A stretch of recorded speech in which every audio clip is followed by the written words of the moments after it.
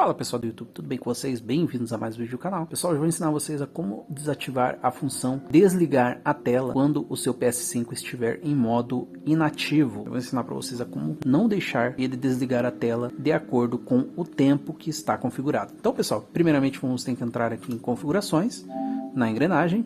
Em configurações você vai descer aqui até tela e vídeo, vai clicar em cima e aqui você vai vir na opção de tela e vai clicar em cima novamente. E aqui pessoal, como vocês podem ver, esmaecer a tela quando inativo está após 15 minutos. Então se você deixar 15 minutos o seu PS5 parado, ele vai desligar a tela. Então vamos clicar em cima e vamos colocar aqui em não esmaecer. Beleza pessoal, agora já não vai mais desligar a tela quando estiver em inatividade. Pessoal, o vídeo era esse, espero que vocês tenham gostado.